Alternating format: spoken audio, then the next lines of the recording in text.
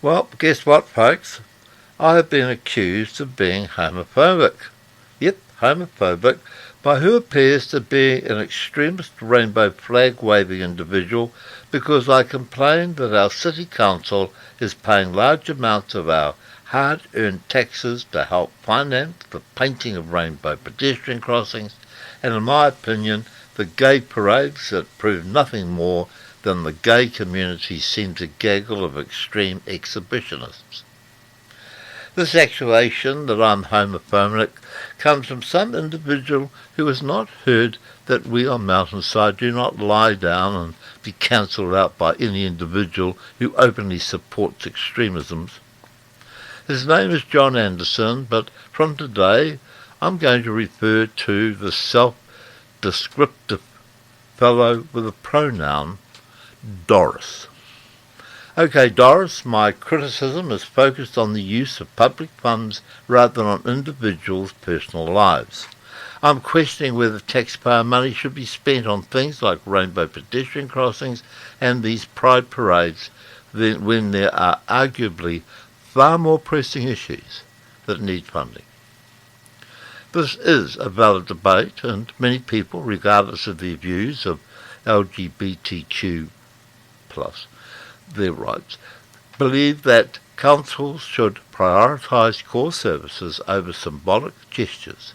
However, because of the LGBT grade activism is a highly charged topic, some people will automatically label any criticism as homophobic, even when it's about fiscal responsibility than any personal beliefs. So, Doris, let me clarify my concerns is about local central government spending and their priorities rather than personal freedom.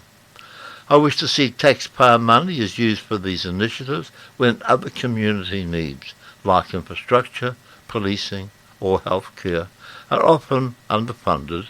You, not I, have introduced the definition of my ideological stance.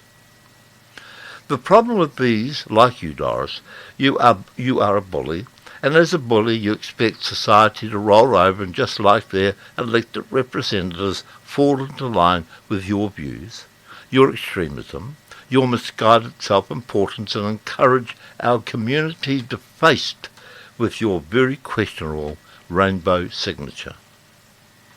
This may surprise even you, Doris. Mountainside FM is not alone in that concern. Most everyday citizens are getting fed up with the way activist groups push their agenda while shutting down any opposing viewpoints. The issue isn't about people's personal choices, it's about fairness. It's about free speech and the misuse of public funds. The Tea Party Maori is another organisation that bullies and tries to neutralise any worthwhile criticism.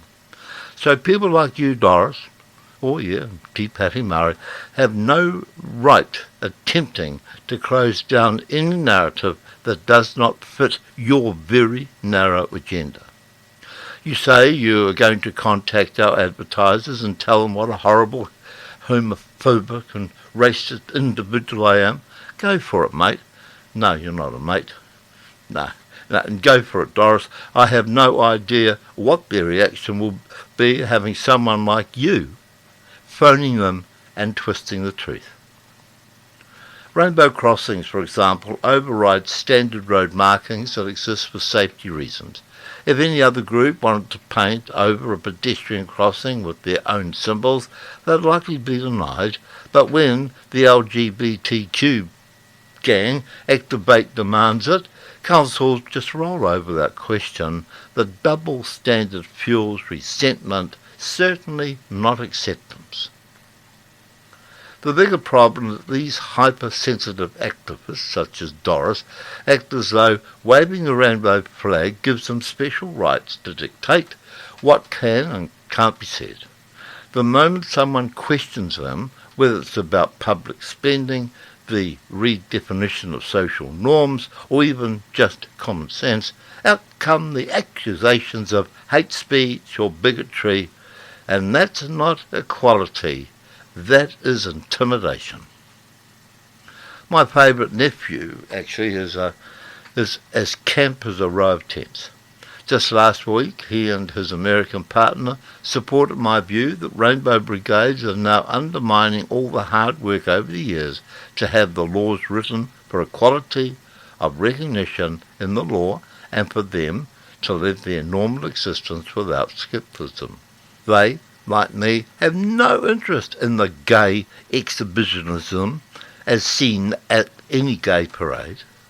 These two guys are very successful in their business life and have an attitude that most intelligent gays possess, the drive of success.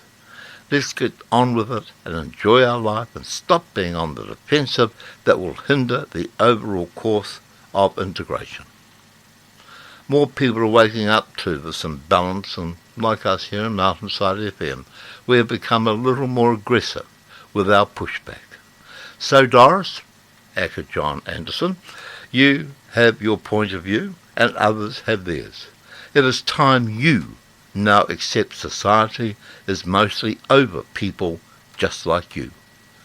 Doris, oh Doris, may I politely suggest you grow up and stop enacting the role of a petulant little schoolgirl.